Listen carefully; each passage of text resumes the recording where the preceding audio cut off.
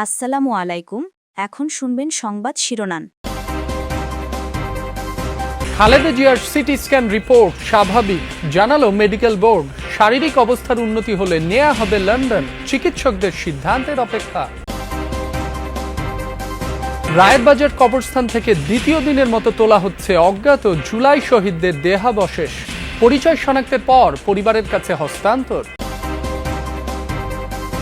Thailand Cambodia সীমান্তে ফের রক্তক্ষয়ী সংঘাত। বিমান হামলা চালিয়েছে ব্যাংকক, ভেস্তে যাওয়ার শঙ্কায় ট্রাম্পের শান্তি চুক্তি। আসসালামু আলাইকুম। এতক্ষণ দেখছিলেন সংবাদ শিরোনাম, এখন দেখবেন বিস্তারিত।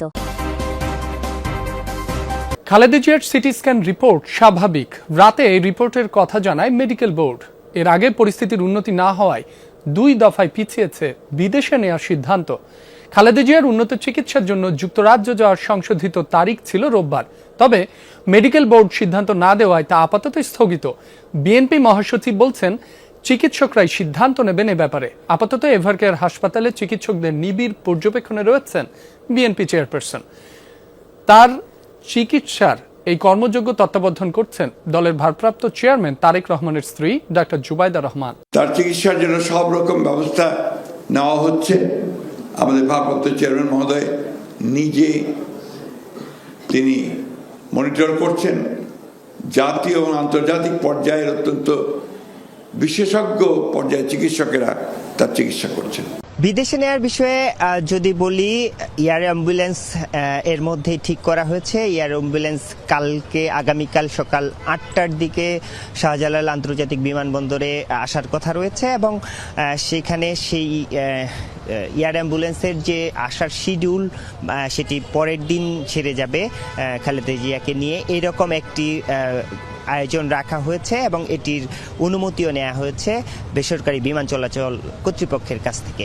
তবে খালেদা জিয়া যে কালকে বিমান আসলেও যে বিদেশে নেওয়া হবে সেটি এখন পর্যন্ত নিশ্চিত নয়, কারণ খালেদা জিয়ার অবস্থা গতকালকে তার সিটি স্ক্যান সহ বেশ কিছু চেক আপ করা হয়েছে। সেই রিপোর্টগুলো স্বাভাবিক, এবং স্বাভাবিক এই অর্থে অর্থাৎ পজিটিভ অর্থে স্বাভাবিক বলা হচ্ছে, অর্থাৎ বিগত তিনি হাসপাতালে ভর্তি হওয়ার পর থেকেই তার যে শারীরিক অবস্থা ছিল ক্রমে গত 2-3 দিন ধরে এই অবস্থার অনেকটাই উন্নতি হয়েছে এবং কালকে রিপোর্টে সেই জিনিসটি একেবারেই কিছুটা হলেও আশার আলো দেখছেন এখানকার যারা মেডিকেল বোর্ডের সদস্য রয়েছেন তারা। সেই কালকে যে রিপোর্টটি দেয়া হয়েছে সেই রিপোর্টের আজকে সেই রিপোর্টগুলো নিয়ে মেডিকেল বোর্ডের যারা সদস্য রয়েছেন তারা আবারও বসবেন হয়তো কিছুক্ষণের মধ্যে।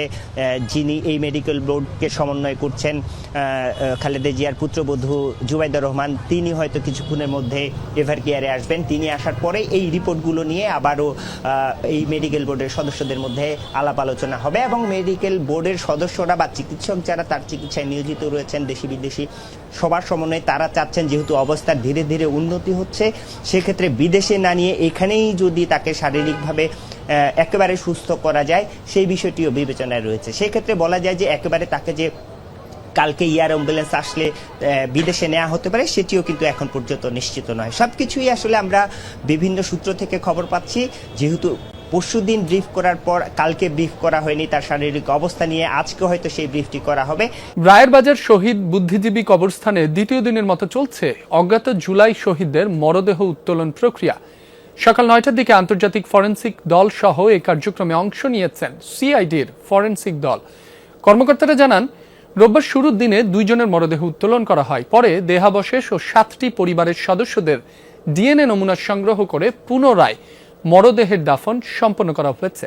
এই কার্যক্রম সময় সাপেক্ষ বলে জানান কর্মকর্তারা। মরদেহের উত্তোলন প্রক্রিয়া শেষের পর স্বজনদের থেকে সংগৃহীত ডিএনএ নমুনার সঙ্গে মরদেহের নমুনা মিলিয়ে তারপর হস্তান্তর প্রক্রিয়া শুরু হবে বলে জানিয়েছে সিআইডি।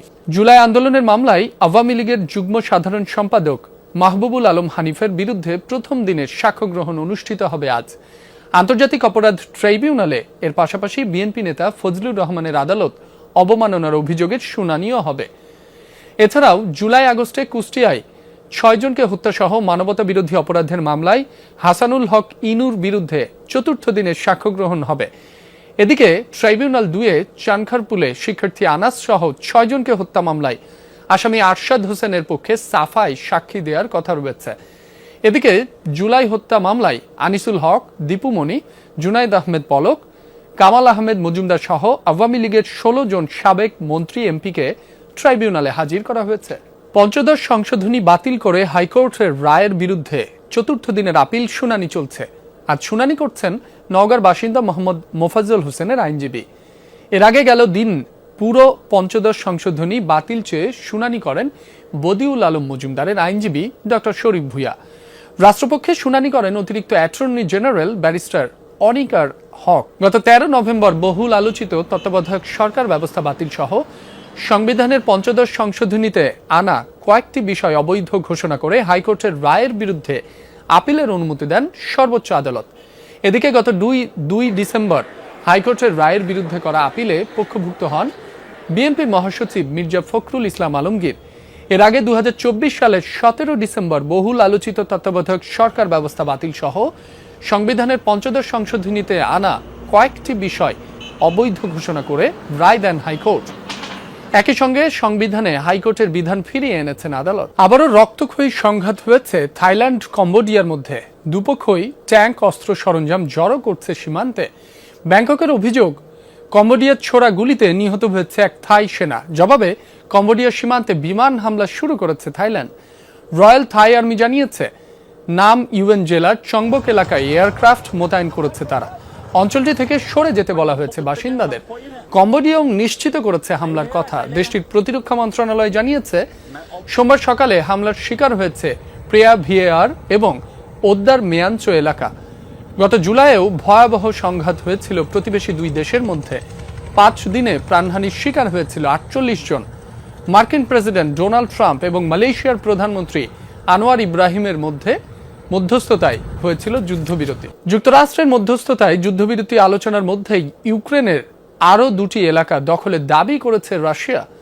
খার্কিভ ও দোনেৎস্কের কৌশলগত গুরুত্বপূর্ণ 2টি বসতির নিয়ন্ত্রণ নিয়েছে তারা। রুশ প্রতিরক্ষা মন্ত্রণালয় জানিয়েছে গাইডেড বোমা, ড্রোন ও কিনঝাল মিসাইল ছুড়েছে সেনারা। ধ্বংস করেছে ইউক্রেনের যোগাযোগ ও সামরিক অবকাঠামো এবং জ্বালানি ডিপো। দোনেৎস্কের দিমিত্রোভ এলাকায় ইউক্রেনীয় বাহিনীকে ঘিরে ফেলেছে বলেও দাবি করেছে। গ্রিসিনো এলাকা থেকে পিছু হটেছে ইউক্রেনীয় সেনারা, যদিও পুতিন বাহিনীর কাছে নতুন করে ভূখণ্ড হারানোর কথা স্বীকার করেনি কিয়েভ। প্রতিরক্ষা লাইনে লড়াই অব্যাহত রাখা কথা বা দাবি জানিয়েছে তারা। ইউক্রেনের পূর্বাঞ্চলীয় কমান্ড জানিয়েছে পোক্রোভস্কে রুশ সেনাদের লক্ষ্য করে বড় ধরনের হামলা চালিয়েছে তারা। মির্নোরাদ থেকে পিছু হটেছে রুশ সেনারা। খার্কিভের একটি বাঁধ ঘিরেও রুশ সেনারা আটকা পড়েছে বলে দাবি কিয়েভের। অস্ট্রেলিয়ার সিডনিতে দাবানলের আগুন নেভাতে গিয়ে প্রাণ হারিয়েছেন ফায়ার সার্ভিসের এক কর্মী। তবে আগুনে পুড়ে মারা যাননি তিনি, মারা গেছেন গাছ চাপায়। সোমবার প্রকাশিত প্রাথমিক প্রতিবেদনে বলা হয় সিডনির 200 কিলোমিটার উত্তরে বুলাডেলা গ্রামে আগুন নেভাতে গিয়ে গাছের নিচে চাপা পড়েন ওই ব্যক্তি। দুর্ঘটনার পর হার্ট অ্যাটাকের শিকার হয়ে সেখানেই মারা যান 59 বছর বয়সী এই ফায়ার ফাইটার।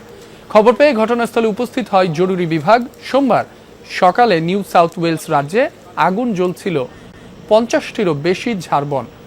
সপ্তাহান্তে দ্রুত ছড়িয়ে পড়া একটি আগুনে এখন পর্যন্ত ধ্বংস হয়েছে সেন্ট্রাল কোস্টের অন্তত 16টি বাড়ি।